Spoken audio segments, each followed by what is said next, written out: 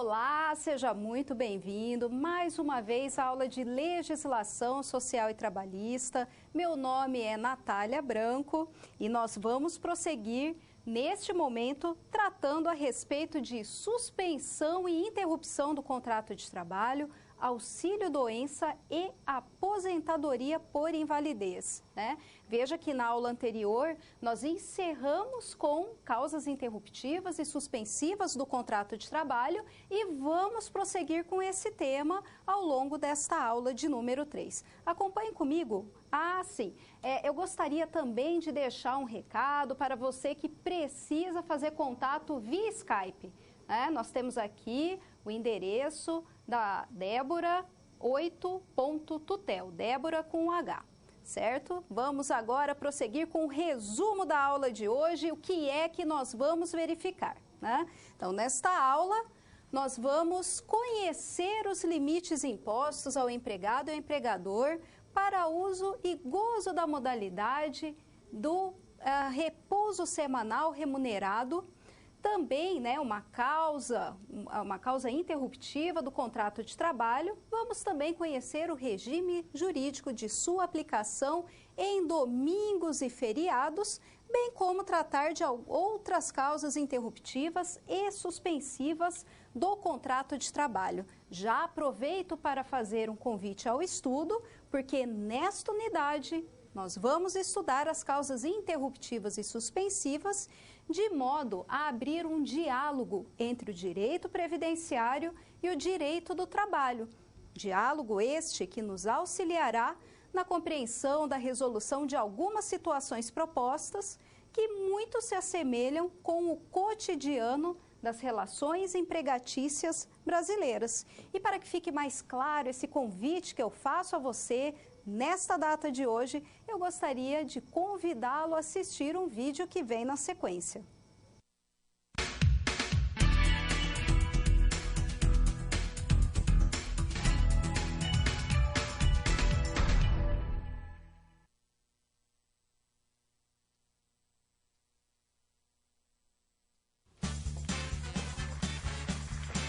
Fala galera, tá começando mais um Papo Legal no seu programa sobre legislação social e trabalhista.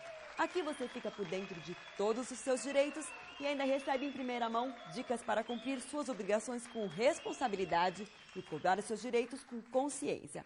Então fica conectado que o programa tá só começando.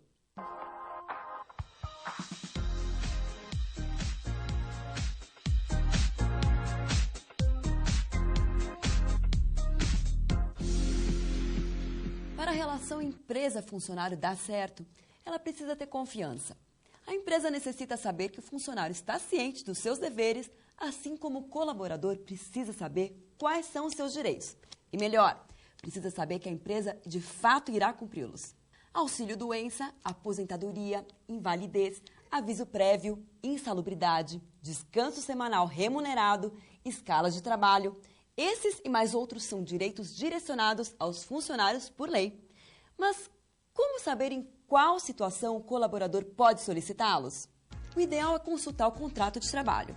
Isso porque os benefícios vão depender da jornada de atividades, do tempo de empresa e do ambiente ao qual o funcionário está exposto. Para explorar melhor a participação do povo, o desembargador Lorival Santos, do Tribunal Regional do Trabalho da cidade de Campinas, em São Paulo, aceitou nosso convite e respondeu algumas perguntas da população.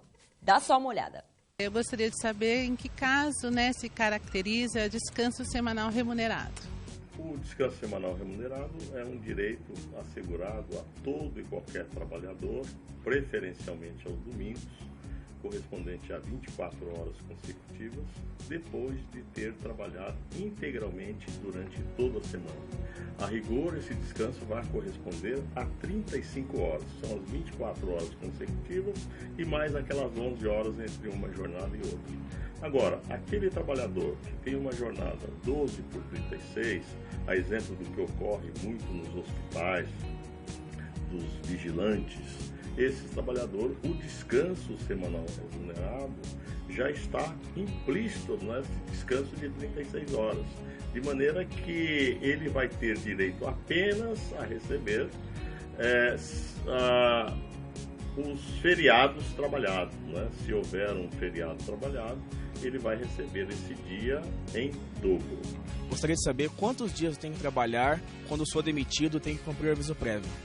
Olha, a Constituição Federal, ela assegura um aviso prévio hoje proporcional, sendo no mínimo de 30 dias, né?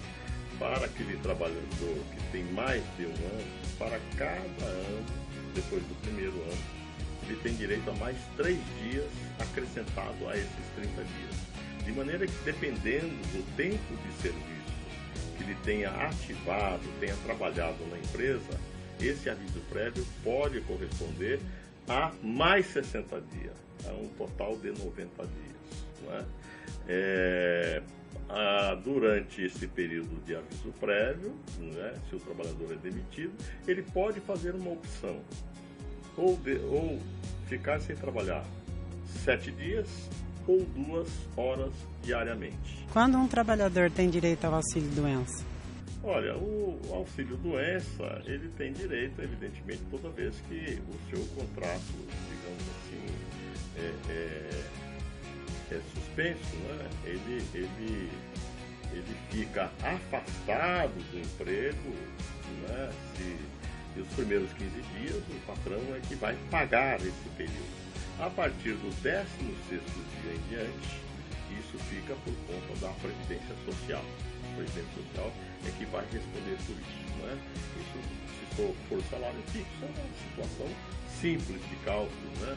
E se for salário por comissão ou por tarefa, vai se fazer uma média salarial, levando em consideração normalmente os últimos 12 meses. Gostaria de saber em quais casos se aplicam a aposentadoria por invalidez e como funciona esse processo. Ora, a aposentadoria por invalidez, ela ocorre quando, evidentemente, o trabalhador fica impossibilitado de cumprir o seu contrato de trabalho, né? Então, ele normalmente procura a Previdência Social. A Previdência Social designa um perito, né, que vai fazer um exame circunstanciado a respeito das suas condições. E se, porventura, ele vai ficar inicialmente afastado por um período, e se porventura não tiver condições físicas de continuar trabalhando, né, ele é afastado por um período, e se confirmada essa necessidade de que ele não pode mais trabalhar, o seu contrato será suspenso, né? E ele vai receber uma aposentadoria por invalidez. Essa aposentadoria por invalidez, ela é precária, porque tão logo ele recupere a capacidade de trabalho, essa aposentadoria pode ser cancelada e ele volta a trabalhar normalmente. Então, num primeiro momento, ocorre uma suspensão do contrato de trabalho durante o período da aposentadoria por invalidez.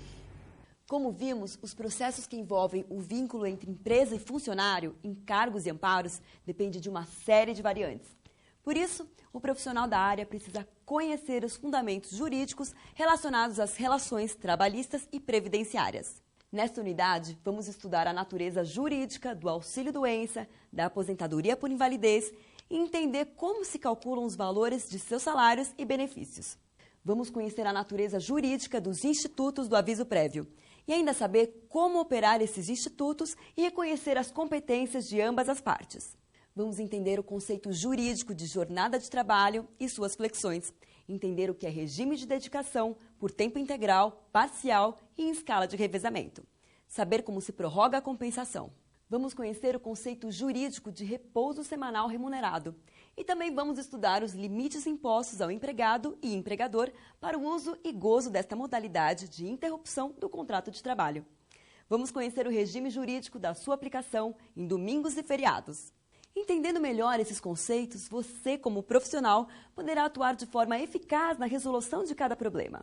A SR dessa unidade nos apresenta o desafio da empresa KLB, Recapeamento Asfáltico Limitada, responsável por recapear 250 quilômetros de asfalto de vias urbanas. Com um prazo contratual pré-estabelecido, a empresa precisa de uma equipe altamente qualificada que trabalhe numa jornada mínima de 10 horas durante 5 meses, considerando trabalhar aos finais de semana e feriados. Deu para entender o problemão que a empresa precisa resolver? Eles têm que pensar em como contratar esses funcionários, como será o regime de trabalho, como serão estabelecidas as folgas e mais um monte de coisas. Converse com seus amigos de classe e juntos analisem o que pode ser feito. Galera, infelizmente o nosso programa Papo Legal fica por aqui, mas você ainda tem um ambiente virtual de aprendizagem para estudar mais sobre o tema e tirar dúvidas. Acesse o livro didático, as webaulas e o material complementar. Ah, e não deixe de fazer as pré- e pós-aulas de cada sessão. Combinado? Bons estudos!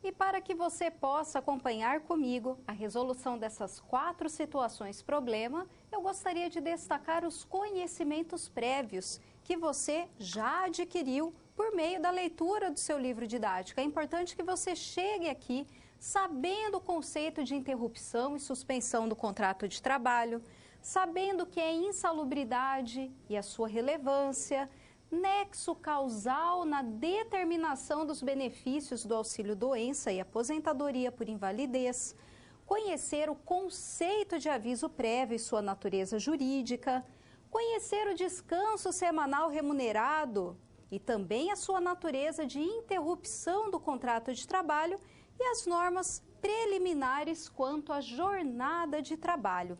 Veja que são todos conhecimentos conceituais, né? É importante que você já tenha absorvido esses conhecimentos de ordem conceitual para que nós possamos aprofundar nesse momento, fazendo a conjugação da teoria com a prática.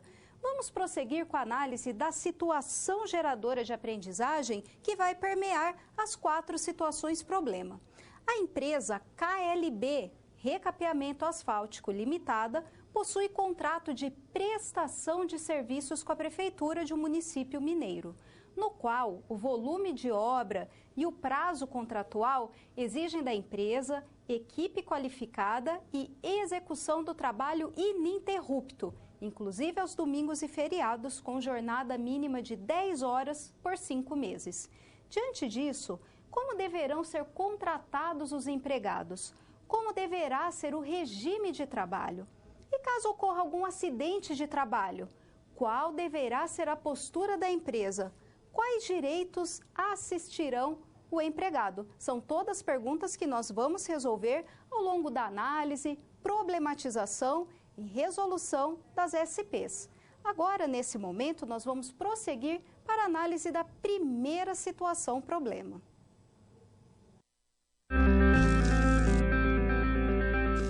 Olá! Você já pensou no dia a dia da carreira que você escolheu seguir? Bom, para ter uma ideia dos desafios da sua área, agora você vai procurar soluções para situações problema. Para prosseguir, primeiro é necessário ter estudado e finalizado a sua pré-aula, já que é nela que você encontra os conceitos e as teorias da disciplina. Feito isso, você vai conhecer a sua primeira SP e vai identificar onde a situação se passa, quais agentes estão envolvidos e quais são os recursos disponíveis. Com essas informações, você vai problematizar o contexto apresentado para então solucionar o desafio. Preparado para começar a SP1? Então, boa sorte e até mais!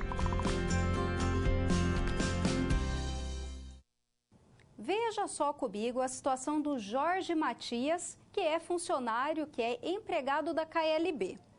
Ele já trabalha na empresa há mais de 10 anos e a função dele é muito específica, somente ele conseguia executar. Porém, Jorge adquiriu doença do trabalho por inalação constante de um agente químico que lhe causou suspeita de ter adquirido câncer de pulmão. Seu superior solicitou que ele permanecesse na obra, vejam só.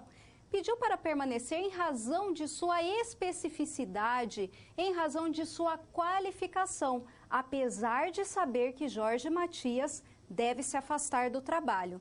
A respeito da solicitação do chefe, qual deve ser a postura da empresa? Como você resolveria essa situação?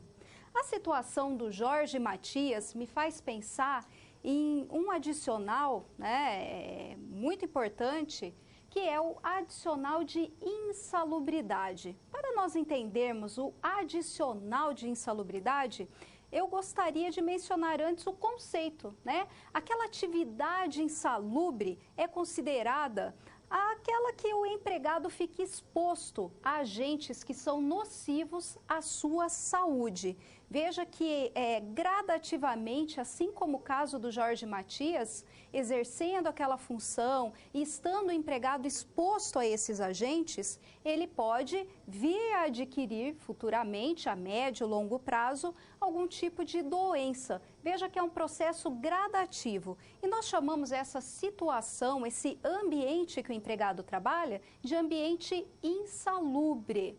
Para compensar a situação, né, a legislação confere a esse empregado o recebimento de um adicional que reflete sobre o salário mínimo da região e que possui diferentes graus. Nós já vamos falar um pouquinho mais sobre a insalubridade.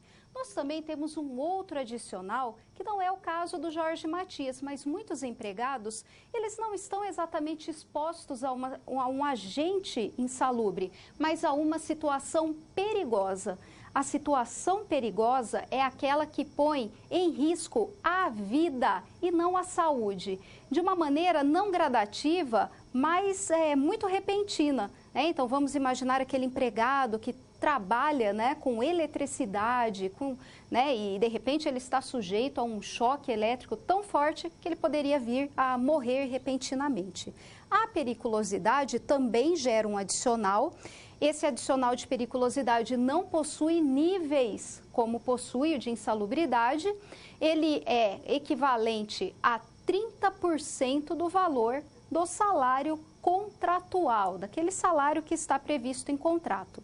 Se um empregado estiver exposto a agentes nocivos e perigosos, a uma situação perigosa, o TST já decidiu que os adicionais não serão recebidos cumulativamente, né? Então, não há a cumulatividade dos respectivos adicionais. No caso do Jorge Matias, ele, sem sombra de dúvidas, trabalha, né, numa situação, ele lida com agentes nocivos à sua saúde, né? Então, é uma situação de insalubridade e quando eu penso em insalubridade, logo me vem à cabeça esse adicional de insalubridade que é devido a todo empregado que trabalha nessas condições.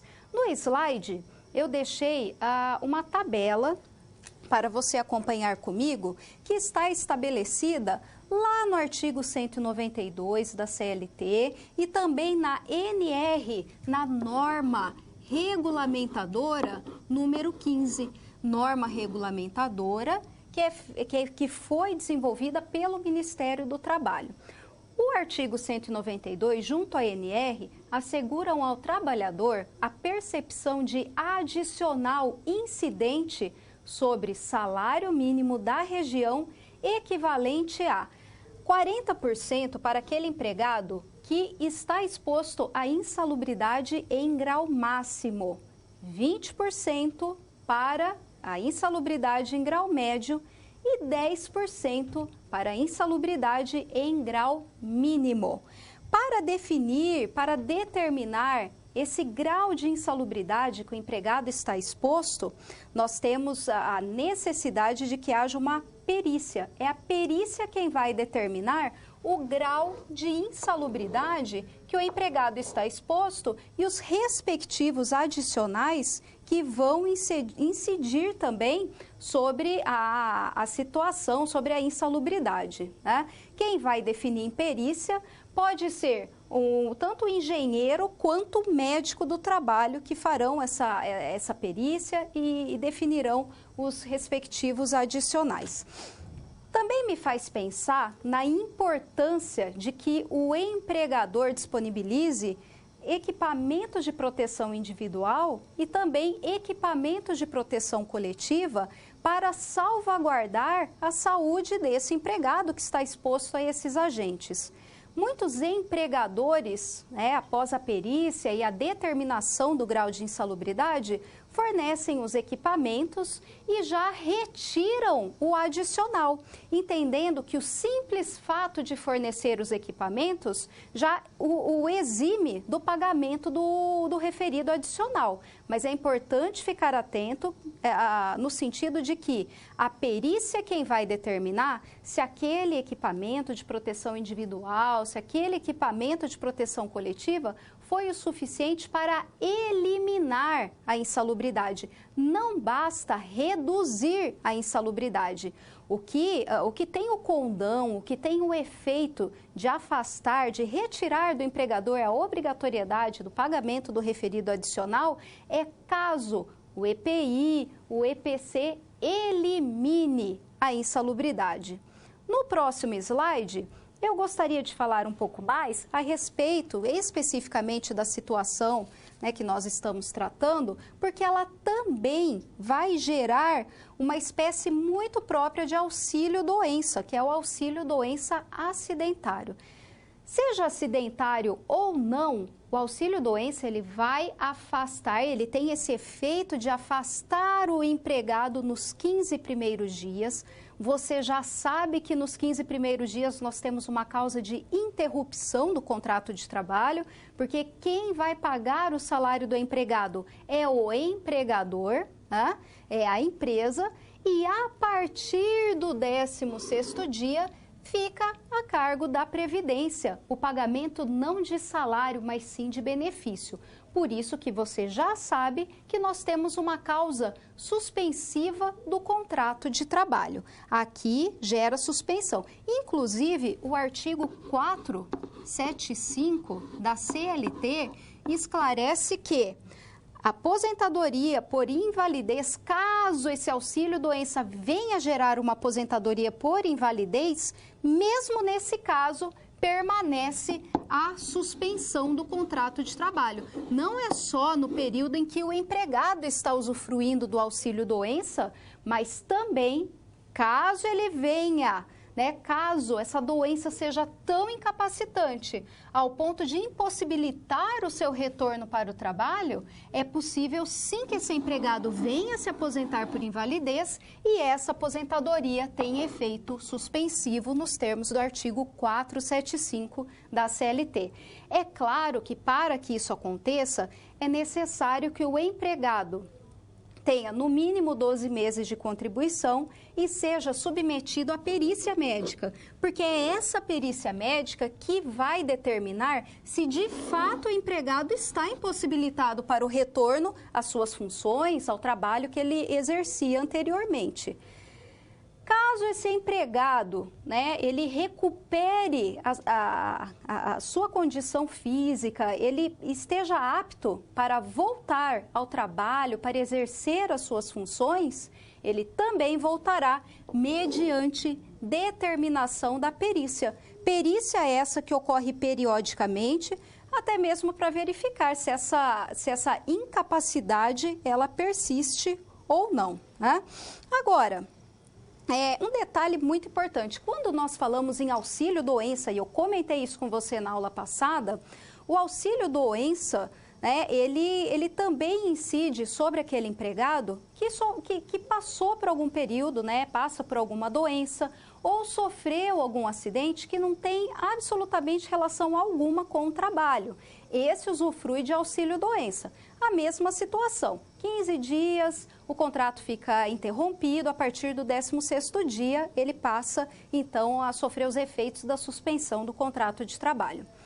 Agora veja, o empregado que sofre um acidente de trabalho, e quando eu falo acidente de trabalho, não pense só naquela questão trágica, De repente, se Jorge Matias tivesse sido atropelado por um rolo compressor na estrada. Não só isso, não só esses acidentes, uma queda, alguma situação dessa natureza, mas essa doença que é adquirida no trabalho em razão do exercício de suas funções e essa doença que vai minando, que vai ali prejudicando a saúde do empregado gradativamente, ela também equivale a acidente de trabalho. E o empregado que sofre um acidente de trabalho, que contrai uma doença ou de repente acontece algum desastre ali no exercício de sua função ou por conta do exercício da função, esse empregado também faz jus ao auxílio-doença, é claro, mas nesse caso é auxílio-doença acidentário. E qual é a grande diferença? Por que é tão importante nós fazermos essa distinção? Porque aquele que sofreu um acidente de trabalho e usufruiu do auxílio-doença acidentário, este possui estabilidade, ou seja, a partir, né, da cessação do término do benefício previdenciário, do auxílio-doença acidentário, este empregado retorna ao seu cargo com a estabilidade. Ele não poderá ser mandado embora, ele não poderá ser demitido sem justa causa no período de 12 meses a partir da cessação do benefício. Esse dado é muito importante e ele vai incidir sobre Jorge Matias, sim. No próximo slide, nós já vamos passar para a resolução dessa situação problema. Você já tem todos os elementos. Veja que Jorge Matias, ele deve sim ser afastado imediatamente. Isso daí não tem nem discussão, né? Ele está numa situação sofrida, em decorrência do trabalho, precisando de um atendimento médico. Então, é claro que ele tem que ser afastado e imediatamente. Nos 15 primeiros dias, ele vai receber salário, né? A partir do 16º, o benefício previdenciário, olha a suspensão do contrato de trabalho aqui, né?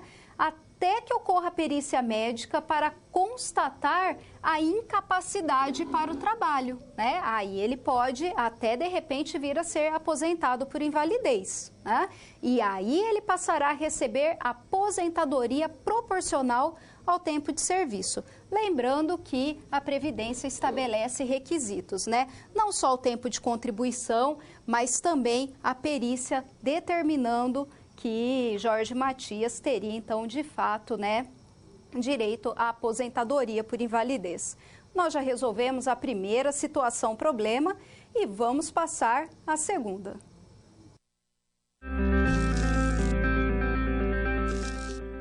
E aí, conseguiu encontrar uma solução satisfatória para a SP1?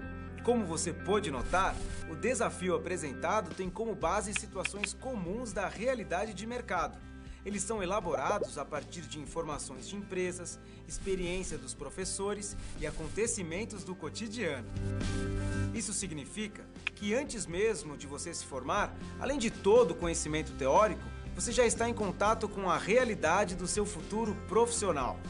Ah, e caso surja alguma dúvida, acesse o fórum e envie a sua pergunta, ok? Confere agora a SP2.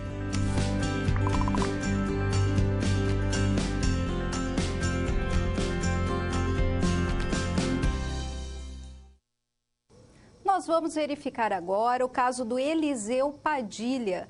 Ele diz respeito a um instituto muito importante que é o aviso prévio. Nós estamos falando do Eliseu Padilha, nós vamos fazer análise da situação dele, mas eu tenho certeza que muitas Luanas, Marias, Josés, Carlos, né?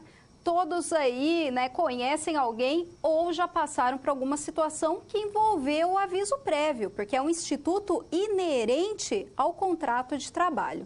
Vamos analisar a situação de Eliseu, que está vinculado também à KLB, uma grande empresa, né, que vai passando por algumas situações e precisa fazer uma análise com sensatez de como resolvê-las, né? Temos aqui o Eliseu, operador de rolo compressor da empresa há 5 anos.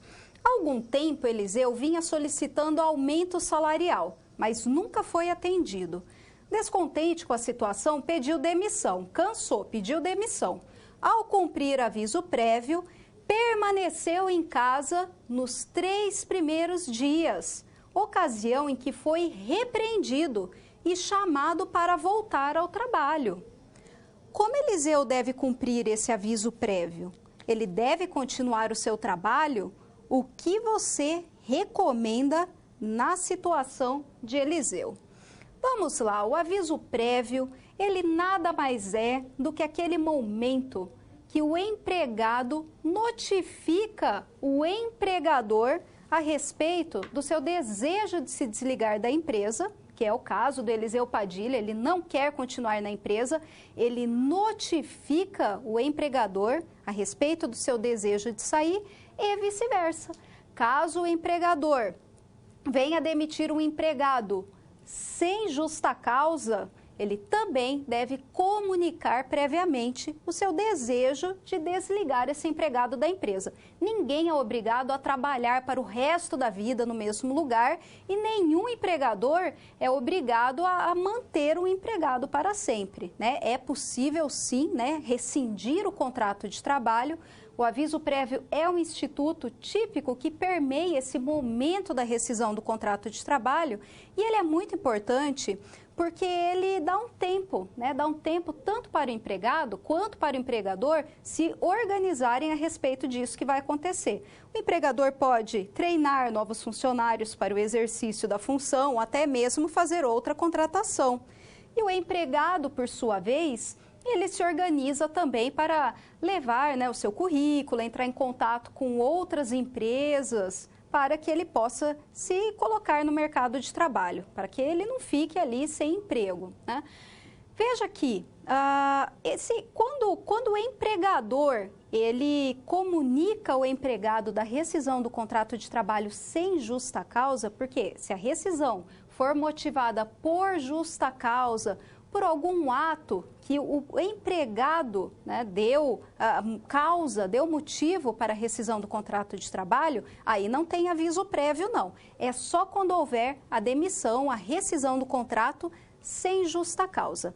Quando partir do empregador o desejo de rescindir o contrato de trabalho, a CLT esclarece que ao empregado, a ele é devido um direito para que justamente ele consiga se recolocar no mercado de trabalho.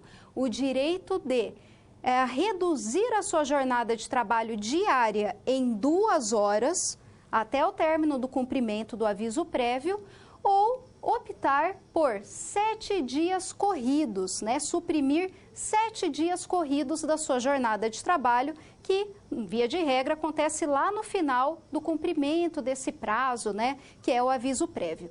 O aviso prévio, ele, em regra, ele tem 30 dias, né? 30 dias para aquele empregado que tem até 1 ano na empresa. Agora veja, ele não precisa completar 1 ano para fazer jus aos 30 dias de aviso prévio.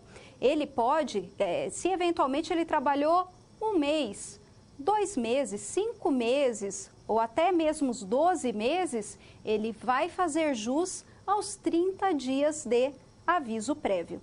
Agora, nós temos um instituto muito recente que é o do aviso prévio proporcional. O aviso prévio proporcional, ele incide a cada ano extra que o empregado trabalhou. Então, veja que antes todo mundo tinha 30 dias de aviso prévio. Agora, para cada ano extra trabalhado pelo empregado, ele faz jus a 3 dias extras de aviso prévio. 3 dias para cada ano, né? Então, imagine o empregado que trabalhou 2 anos na empresa, né? 1 ano e 12 meses vinculado à empresa. Ele vai fazer jus a 33 dias de aviso prévio. Mas, professora, ele trabalhou 1 ano e 2 meses. Ele precisa completar esse 2º ano? Não, só o fato dele ter ingressado, ter virado para o 2º ano, ele já vai fazer jus a esses 3 dias extras. E assim sucessivamente. A legislação estabeleceu um limite de até 60 dias em relação à proporcionalidade. Se eu juntar a proporcionalidade mais aqueles 30 dias que o empregado faz jus mesmo, nós temos ali um limite máximo de 90 dias que um empregado pode possivelmente usufruir de aviso prévio.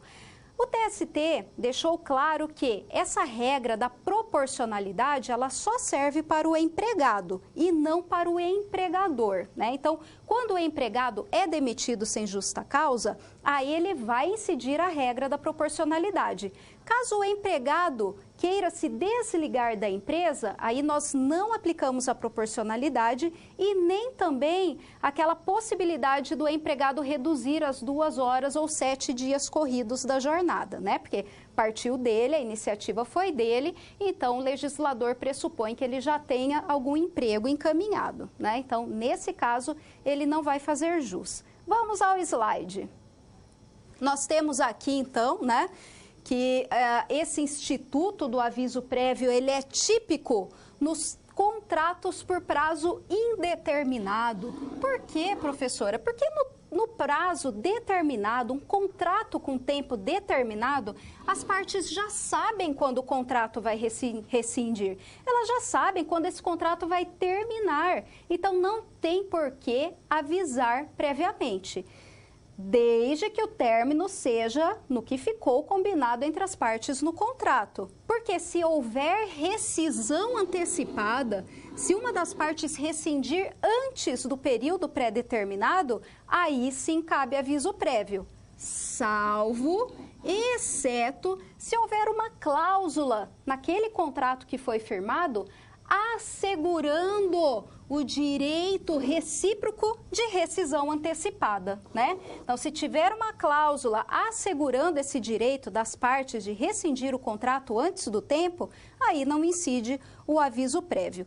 Lembrando que aviso prévio integra tempo de serviço, ou seja, aviso prévio é sinônimo de contrato de trabalho em curso, né? Então, se um empregado sofre um acidente de trabalho no curso do aviso prévio, professora, mas aí não vale, ele já estava cumprindo o aviso prévio, mas ele vai fazer jus a todos aqueles direitos e, inclusive, a estabilidade.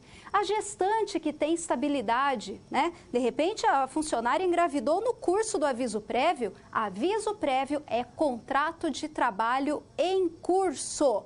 Então, não imagine você que o contrato terminou no momento do aviso prévio, no momento da comunicação, não. O contrato rescinde após o cumprimento do aviso prévio. Aviso prévio, contrato de trabalho em curso.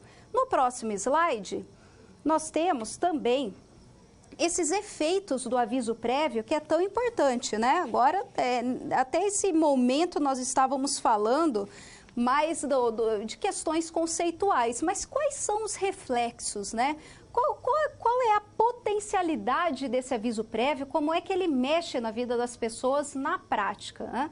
Nós temos aqui, como regra geral, o aviso prévio trabalhado, né? Que é aquela situação que o empregado trabalha durante o aviso prévio, seja de 30 dias, de 33 dias, de 36 dias, de 90 dias, né? Mas ele vai trabalhar, ele vai continuar trabalhando e vai receber por esse período que ele trabalhou. Porque o aviso prévio nada mais é do que uma notificação, um momento para o empregado se organizar. Caso o empregador não queira a presença desse empregado na empresa, porque teme algum tipo de situação constrangedora ou até mesmo alguma situação que venha prejudicá-lo, é possível que esse empregador indenize, converta esse período que teoricamente seria trabalhado em pecúnia, em dinheiro. Isso é uma prerrogativa que o empregador possui de conceder ao empregado o salário correspondente ao aviso prévio, dispensando esse empregado do trabalho durante esse período. Mas e se a iniciativa for do empregado, né? E se, de repente, o empregado tiver a iniciativa de rescindir o contrato de trabalho? A regra é que esse aviso prévio seja trabalhado sim, até porque as faltas que eventualmente o empregado venha a ter, elas geram o direito de desconto nos prazos respectivos que o empregado faltou, né?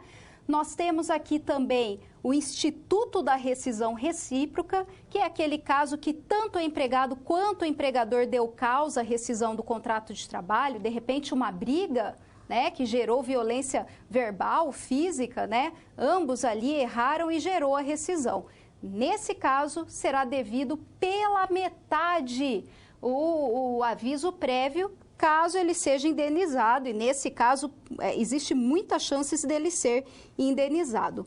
Muito cuidado que o artigo 491 da CLT esclarece que se o empregado cometer falta grave, que são aquelas faltas que estão previstas lá no 482 da CLT, se o empregado cometer falta grave no curso do aviso prévio, ele vai perder direito ao restante também no respectivo prazo. Então, é muito importante, aviso prévio, contrato de trabalho em curso, né? E se houver recusa no cumprimento do aviso prévio, né? Recusa por parte do empregado, o valor correspondente ele não vai ser pago. Haverá descontos do salário relativos ao aviso nas verbas rescisórias nos termos do artigo 487, parágrafo 2º da CLT.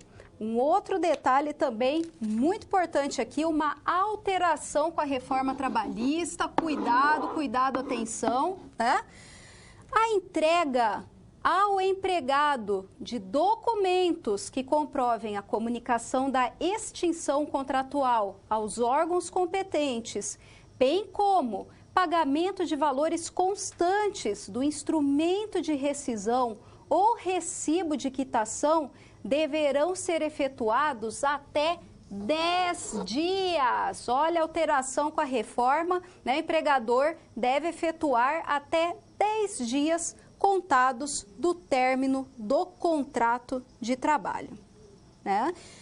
E aí nós já estamos prontos, né? Prontos para resolver mais essa SP. Já ficou claro que é recomendável que, devido à continuidade do contrato de trabalho no aviso prévio é contrato de trabalho em curso, Eliseu Padilha, é importante que ele cumpra trabalhando, justamente para que ele possa receber o salário correspondente ao aviso prévio, sem que ocorra eventuais descontos nas verbas rescisórias, nos termos do artigo 487, parágrafo 2º, e também do 491 da CLT, que preleciona que o empregado, que durante o prazo do aviso prévio cometer qualquer das faltas consideradas pela lei como justas para rescisão, também perde o direito ao restante do respectivo prazo. Então, é importante que Eliseu fique atento em relação às suas faltas e também para que não venha cometer nenhum ato que dê ensejo à falta grave, né, para que não incida esses efeitos do 491 sobre o contrato de trabalho que ele firmou, né? Resolvemos a segunda situação problema, estamos na metade, temos mais duas e vamos prosseguir. Bom, 2 SPs já foram finalizadas. Como você acha que está se saindo?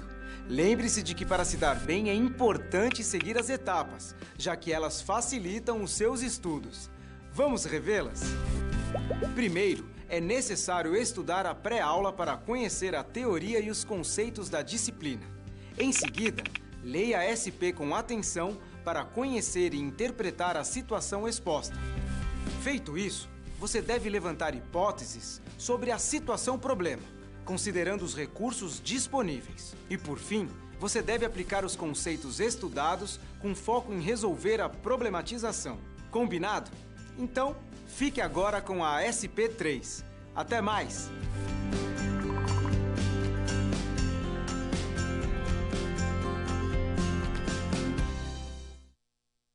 Vamos falar um pouco de horas extras e adicional noturno? Veja a situação do Floriano Flores, que é vigilante da KLB e trabalha das 22 às 5 horas do dia seguinte. Seu trabalho consiste em vigiar o maquinário durante a noite e madrugada.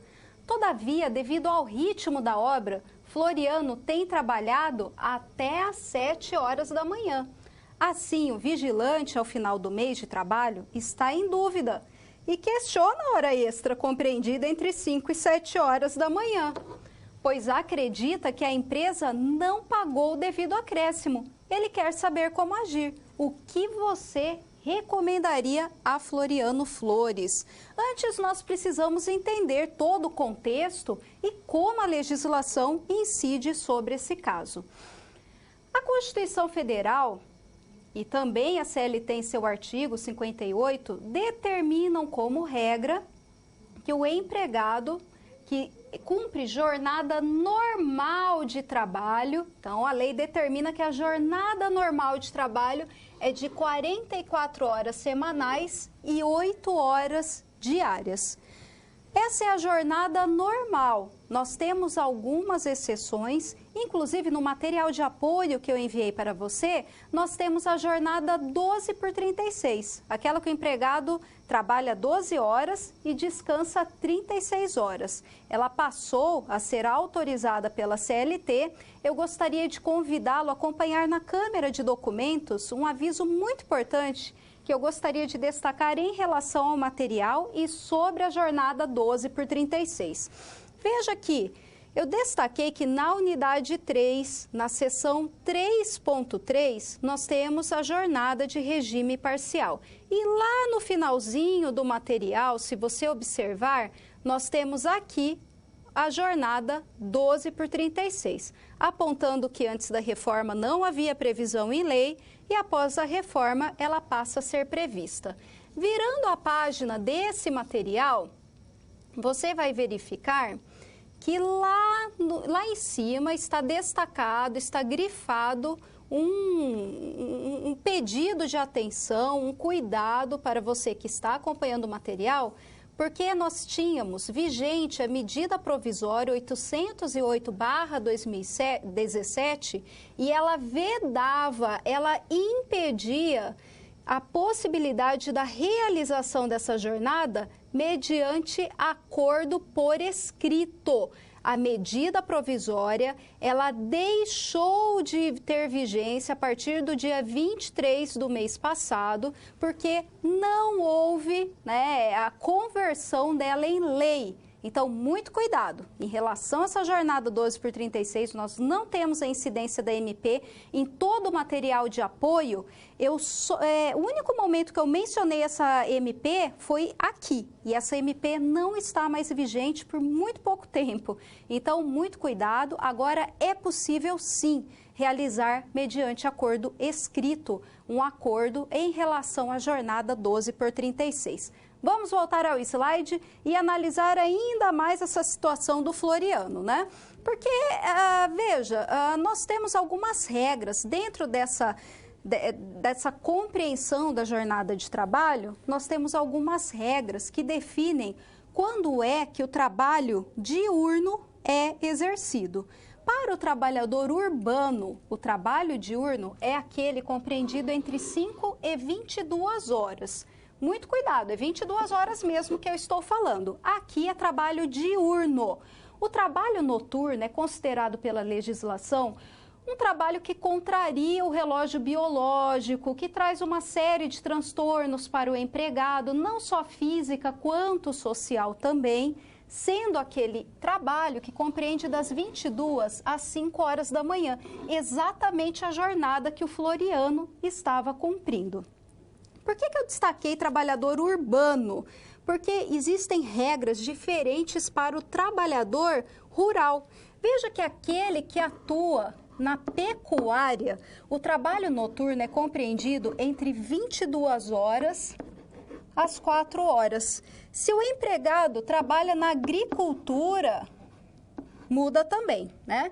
Ele compreende trabalho noturno das 21 horas até às 5 horas, né? E o adicional noturno que incide sobre o empregado rural, ele passa a ser de 25%, enquanto que o trabalhador urbano, que trabalha em período noturno, usufrui de 20% de acréscimo sobre o valor das horas comuns. E também vai integrar a base de cálculo nas horas extras que eventualmente ele vier a cumprir nos termos da súmula 60 do TST. Um outro detalhe é que o cômputo, a contagem da hora noturna, ela é mais reduzida. apenas para o trabalhador urbano, para o trabalhador rural não, mas para o trabalhador urbano incide a hora ficta, é uma hora fictícia, né? A doutrina chama de hora ficta, que é de 52 minutos e 30 segundos e não de 60 minutos, né? Então, nós temos uma hora ficta justamente para trazer um benefício legal, né, em toda essa situação do trabalho noturno.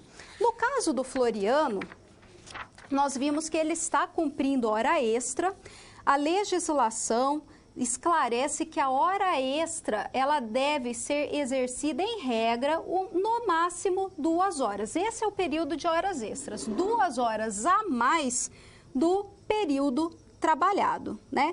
E sempre por conta de motivo imperioso, né? A hora extra, estender a jornada de trabalho, nunca deve ser uma regra, não deve acontecer com frequência, mas uma exceção e em decorrência de um motivo imperioso. Sobre a hora extra, incide um adicional de 50% a mais que a hora normal.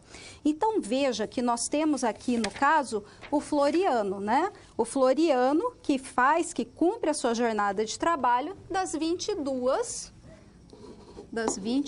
horas até às 5 horas, né? E aqui ele recebe o seu adicional noturno, porque ele trabalha no período noturno urbano.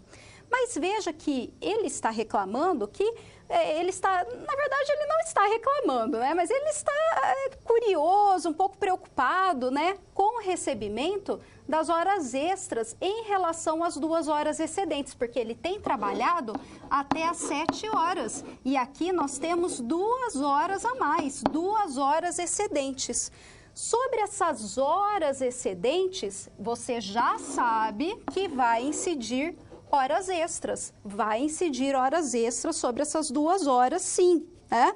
Mas um outro detalhe que nós não podemos deixar de lembrar é o da súmula 60, que deixa claro que no período noturno prorroga-se o período diurno e, consequentemente, o empregado vai receber, sim, as horas noturnas. Então, veja que esse adicional noturno, ele vai integrar a base de cálculo das horas extras. Então, nesse período das 5 às 7 horas, de 2 horas que vai incidir horas extras, nós vamos contar como se fosse período noturno. E ele vai, consequentemente, receber o adicional noturno, que vai integrar a base de cálculo das horas extras. Professora, mas por que? Já virou o dia? Já é de dia das 5 às 7.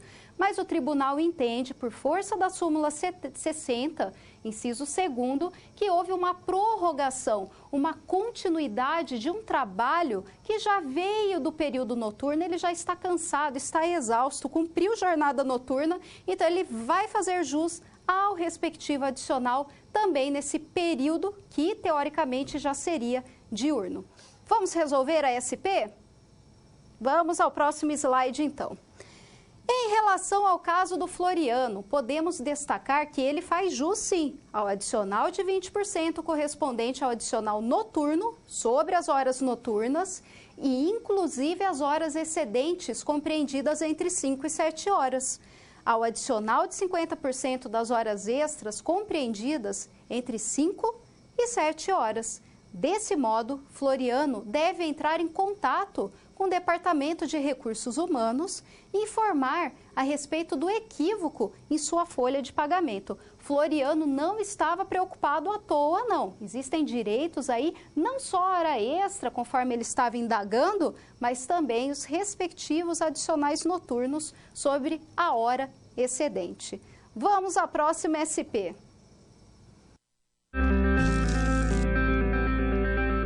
Quando você faz uso de todo o material didático, você passa a conhecer as teorias e os conceitos da disciplina de forma mais completa. Só assim as SPs que servem de exercícios práticos que te preparam para o mercado de trabalho terão efeito na sua carreira. Ou seja, seguindo as etapas, você está adquirindo experiência profissional antes mesmo de terminar o seu curso. E se durante a sua leitura algum ponto de interrogação surgir, não se preocupe. Envie sua dúvida no fórum, ok? Fique agora com a SP4. Boa sorte!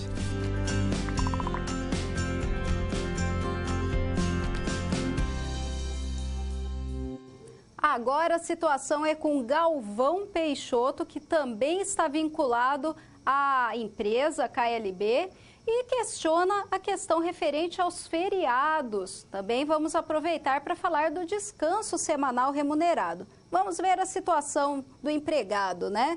Então veja que o Galvão, ele integra uma equipe de 20 pessoas que trabalham em escala de revezamento. São 4 equipes trabalhando, com 5 pessoas em cada equipe, e essas equipes exercem uma escala diferente. Tem equipe que exerce a jornada de 12 por 12, 12 por 24, 12 por 36, o que acabou criando muita confusão na escala de serviços e descansos.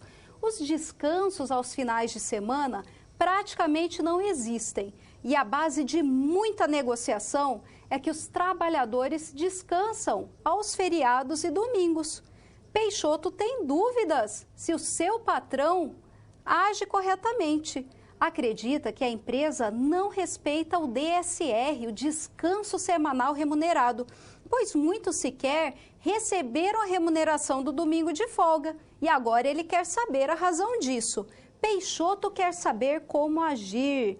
Estamos falando aqui do DSR, Descanso Semanal Remunerado, que é uma norma de ordem pública, é um direito indisponível. Então, aqui você já vê que não é facultativo o seu pagamento, não. Ele é obrigatório e ele compreende um período de 24 horas consecutivas, seguidas, que o empregado deixa de prestar serviços ao empregador, preferencialmente aos domingos. Não é obrigatoriamente, mas existe uma preferência de que esse descanso ocorra aos domingos com o recebimento da remuneração. Veja, descanso semanal remunerado, o próprio nome já entrega, é remunerado, o empregado descansa e recebe por isso. Opa, ele não está trabalhando e está recebendo? Ah, olha aqui, é uma causa interruptiva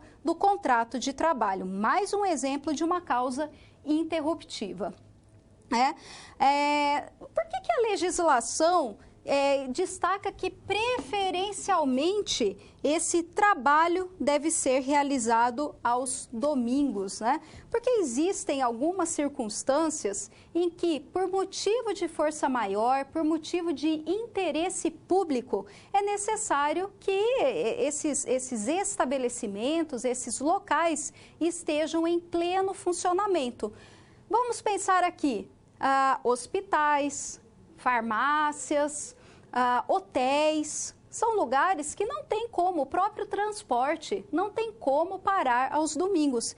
E é uma questão de interesse público, ninguém quer ficar sem, né? Ninguém quer ficar sem hospital, numa eventualidade, ou sem acesso a uma farmácia. Então, existe essa compreensão por parte do legislador, por isso que ele destacou preferencialmente aos domingos.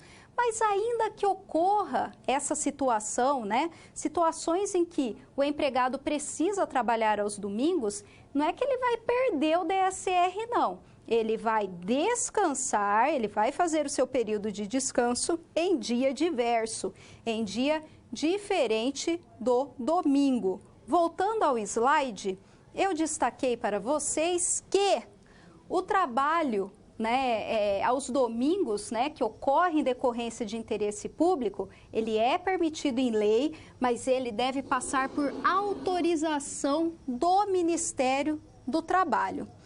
Justamente, já deixando claro que haverá concessão do DSR em dia diverso. DSR não concedido, muito cuidado. DSR não concedido, olha a penalidade aqui. O pagamento da remuneração do dia do repouso e do dia do trabalho em dobro. É o que preleciona a súmula 146. Esse cuidado, né, com o DSR, ele tem uma função de segurança e medicina do trabalho, né, um entendimento de que esse momento é importante para que o empregado descanse, recomponha suas energias físicas e psicológicas, até, né, há uma relação do DSR com redução, com prevenção de acidente de trabalho. A questão social é que quando outras pessoas estão usufruindo de DSR no domingo e o empregado não está, né, ele deixa de se socializar, por isso que o empregador deverá tomar um cuidado para fazer coincidir com o domingo pelo menos uma vez no período máximo de 3 semanas. Então, no período máximo de 3 semanas, é importantíssimo que o empregador faça coincidir pelo menos uma vez o DSR no domingo. Feriados. Feriado não é descanso semanal remunerado. Feriado é feriado. Todavia, as regras aplicáveis são semelhantes. O descanso no feriado é obrigatório e é remunerado sim. Se o empregado precisar trabalhar no feriado, ele deve usufruir num outro momento, né? O trabalho, quando realizado em feriado civil e religioso, desde que não compensado em outro dia, mediante a concessão do descanso, ele deverá ser remunerado em dobro também. Então, muito cuidado, né, com a súmula 146 do TST. Né? E aí você pensa, né, professora, mas como que a gente define o feriado? Né? Talvez a pergunta seja meio boba, mas não é não. Porque o feriado, ele é designado, ele é destacado na legislação. Né? Então, veja que é tão importante que o feriado, quando cívico, quando religioso, ele está determinado por lei. É esse que vai ser o feriado, determinado por lei. Muito cuidado. Alguns dias festivos sequer são feriados, né? E consequentemente, desonera o empregador da obrigatoriedade. Muitos, sabendo disso, concedem o dia de feriado remunerado para que o empregado descanse, retome, né, tranquilo, para gerar ali, né, uma questão de gestão também, né? Mas legalmente, feriado é o que está estipulado em calendário, né? Perdão, em lei, né? Feriado está estipulado em lei. Vamos prosseguir. Veja que em relação ao caso apresentado por Galvão Peixoto, é importante lembrar que DSR, descanso semanal remunerado, é direito indisponível, devendo ser usufruído preferencialmente aos domingos. DSR não concedido, pagamento da remuneração do dia do repouso e do dia do trabalho em dobro. Olha a súmula 146 do TST. Nesse caso, Peixoto faz jus sim ao DSR e aos valores correspondentes ao disposto na súmula 146, em relação àqueles repousos que não foram realizados e deveriam ter sido, então, usufruídos não só por esse empregado, mas também pelos demais. Resolvemos as 4 situações problema, passou rápido, não? E não pense que a aula acabou nesse momento, não. Eu gostaria de propor uma nova situação para você refletir um pouquinho mais sobre os efeitos desse detalhe que eu acabei de comentar, que o feriado está estipulado em lei. Qual é o reflexo que isso tem na prática? Vamos verificar? Bom, chegamos ao final da nossa aula. E depois de concluir todas as SPs, é hora de você refletir sobre tudo que aprendeu com os desafios. Vamos lá? Primeiro, ficou claro que o conhecimento vem ao fazer uso do material didático disponível no ambiente virtual do aluno. Isso inclui fazer a pré-aula, assistir aos vídeos, ler os textos e acessar as web-aulas. E depois de compreender os conceitos da disciplina, você aprendeu como aplicar os fundamentos aprendidos em situações similares às da realidade do mercado de trabalho. Tudo isso faz de você um aluno proativo e mais capacitado para exercer a sua profissão, o que te coloca passos à frente na hora de ter sucesso profissional. Mas não acabou. Você ainda tem a sua pós-aula para acessar. Não vai esquecer, hein? Cada parte do processo é essencial para a sua aprendizagem. Respeite todas as etapas, ok? Bons estudos! Tchau!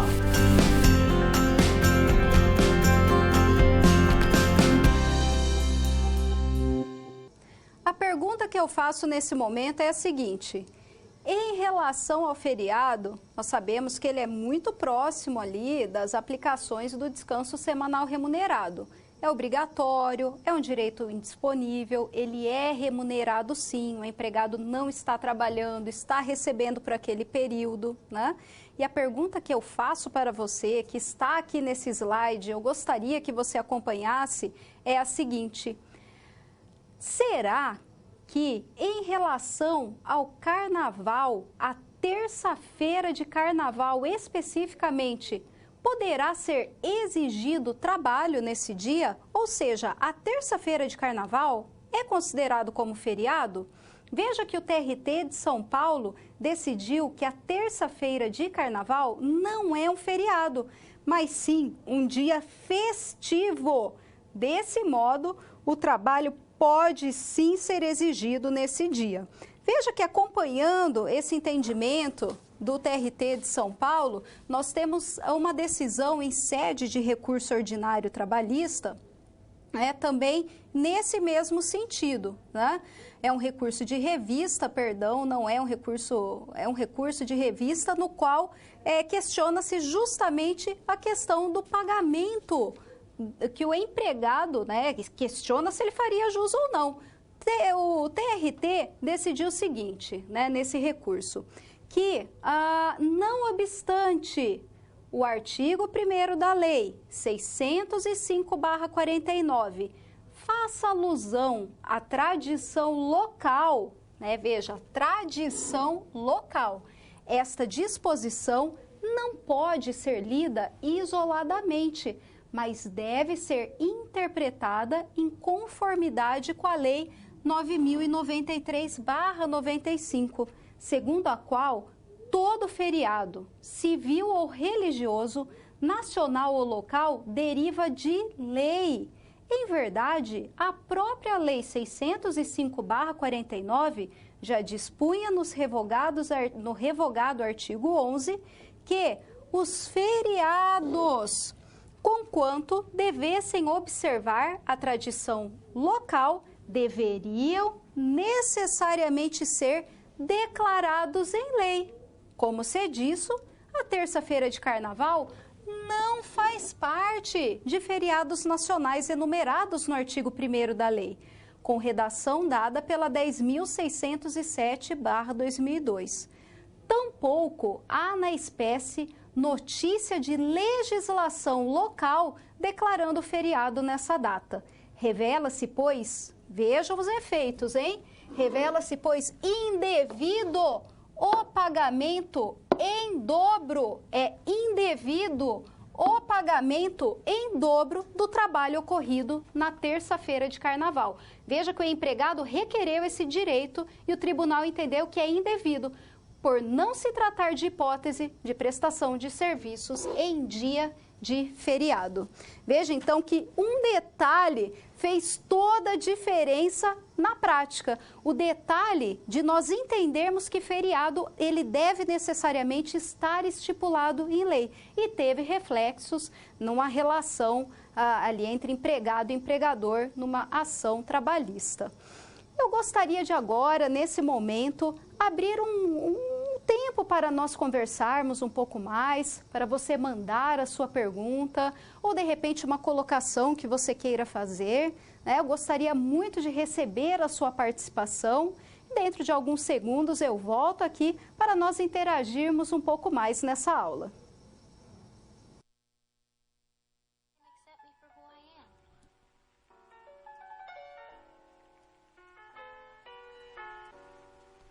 Trusting your spirit. Yes, that's exactly what I'm talking about.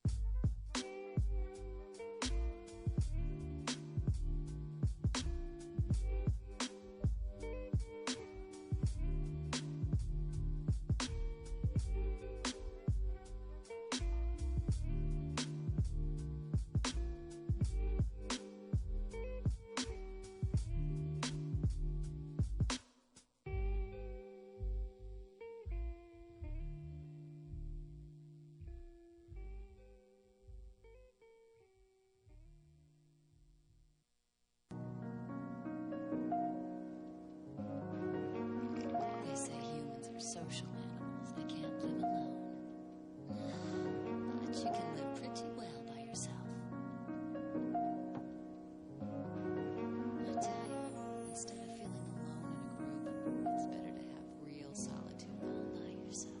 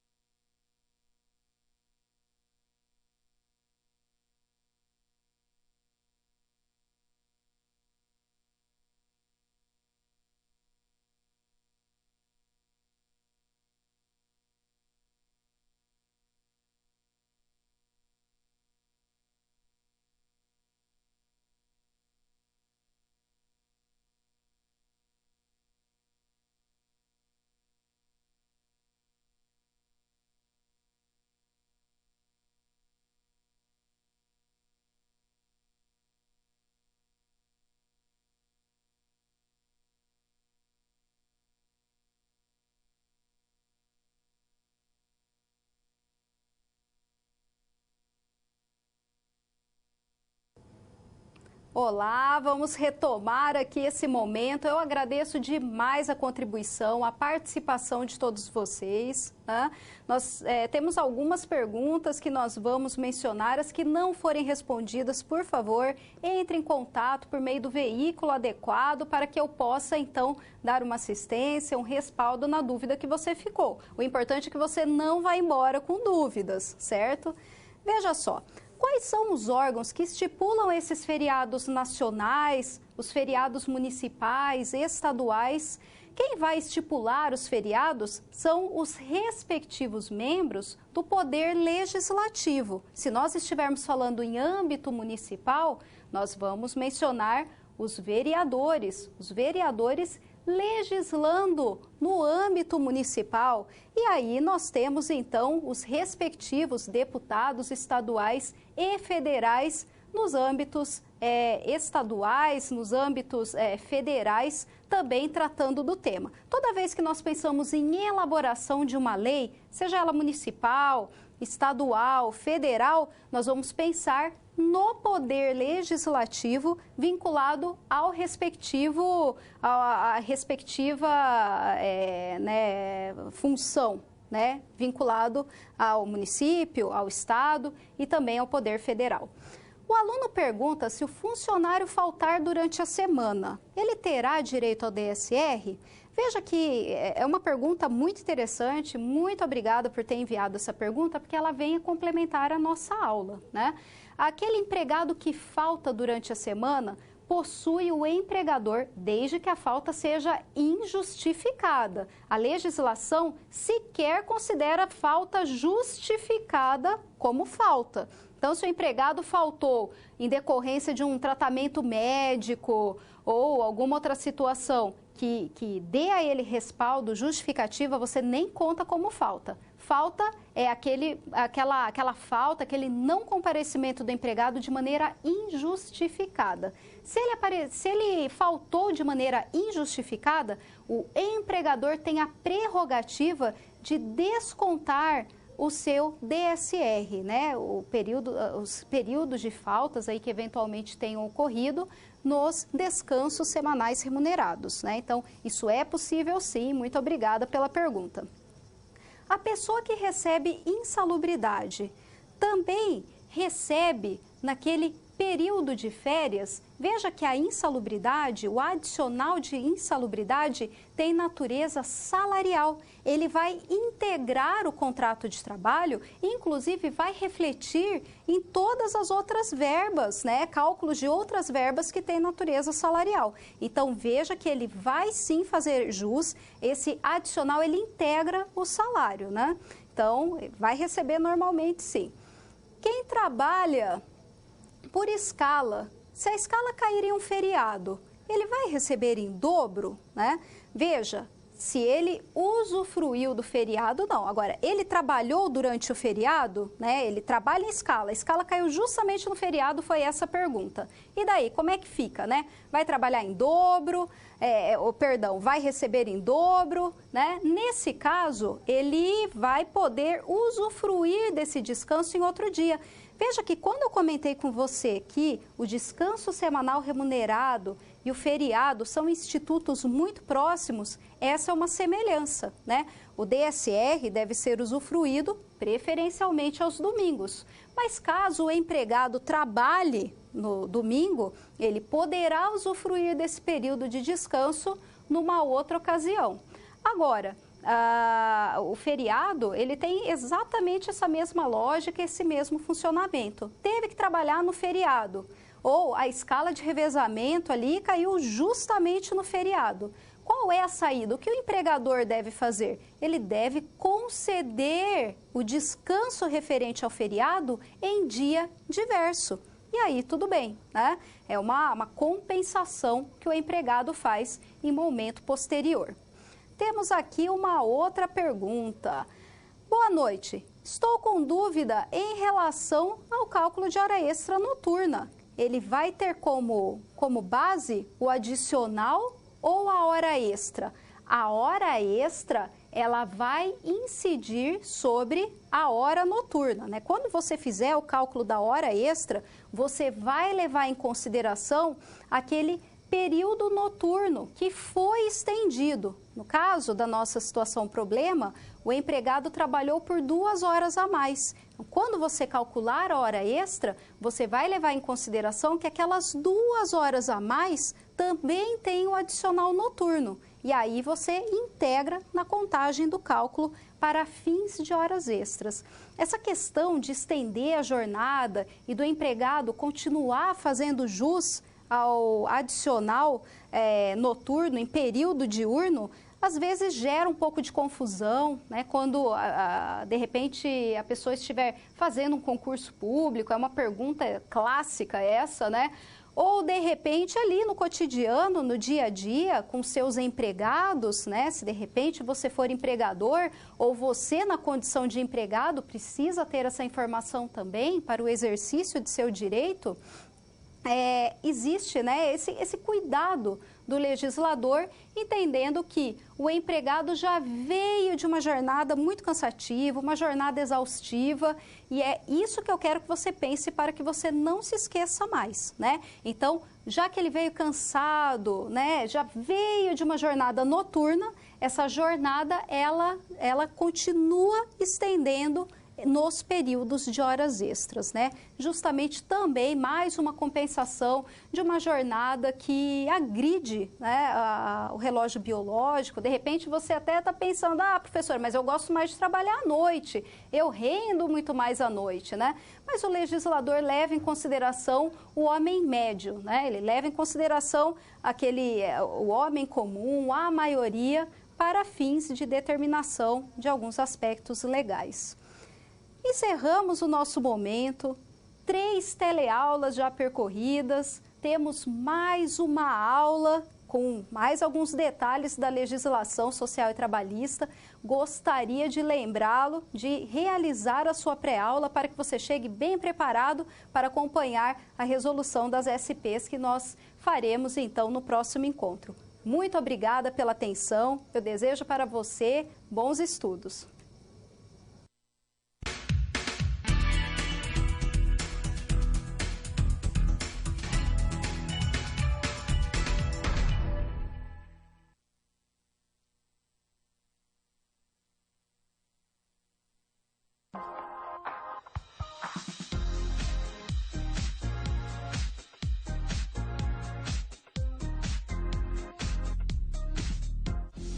Olá!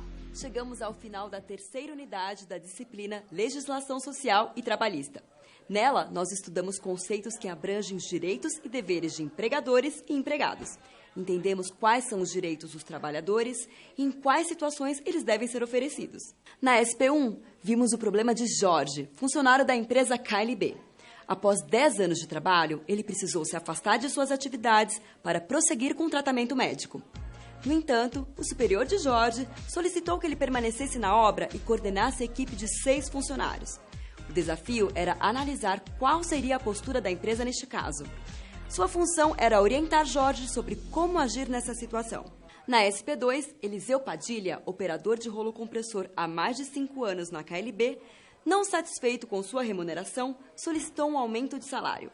Como não obteve resposta da empresa, ele pediu demissão e passou a cumprir aviso prévio. Eliseu, nos 3 primeiros dias do aviso prévio, permaneceu em casa e se surpreendeu quando, no 4º dia, foi repreendido por seu encarregado para voltar ao trabalho. Sua tarefa foi apontar como Eliseu deveria cumprir esse período de aviso. Na SP3, Floriano trabalha com mais 5 vigilantes. Eles são responsáveis por monitorar o maquinário deixado na rua durante a noite e madrugada. Com o aumento da carga horária dos operários, Floriano tem trabalhado mais que o normal. No final do mês, ao verificar seu salário, ele questiona suas horas extras. Para ele, elas não foram pagas corretamente. Neste caso, o desafio era identificar de qual forma Floriano poderia resolver essa questão. Na SP4, Galvão, que integra uma equipe com mais 20 pessoas, estava se sentindo prejudicado pela jornada de trabalho que vinha seguindo. Devido ao prazo apertado de recapeamento, ninguém estava conseguindo folgar nos fins de semana, e para ele, isto não estava sendo correto. Sua função na SP foi identificar se a jornada de trabalho solicitada estava correta e ainda orientar Galvão sobre qual atitude tomar frente a essa questão. Ufa! Quantas dúvidas podem surgir na relação empresa-funcionário, não é mesmo? Por isso, é muito importante que você conheça a legislação e situações que envolvem o universo trabalhista. Que tal uma atividade para manter as informações fresquinhas na memória? Vamos lá? Adriana trabalhou na empresa KLB no setor de RH. Após alguns anos, ela foi demitida e cumpriu seu aviso prévio de forma indenizada. Porém, ao verificar os valores recebidos, constatou que não houve incidência do aviso prévio sobre FGTS. Sem saber o que fazer, ela recorreu a você para lhe dar a correta orientação. Qual seria a sua sugestão para Adriana? Converse com seus colegas de classe. Um filme legal sobre o assunto chama-se Germinal, filme francês que retrata o cotidiano de trabalhadores de uma mina de carvão e sua luta contra a exploração. O filme está disponível na internet. Converse com amigos, questione suas situações de trabalho e verifique quais seriam as melhores orientações para suas dúvidas. Continue estudando seu livro didático e acompanhando as webaulas, ok? Bons estudos, tchau!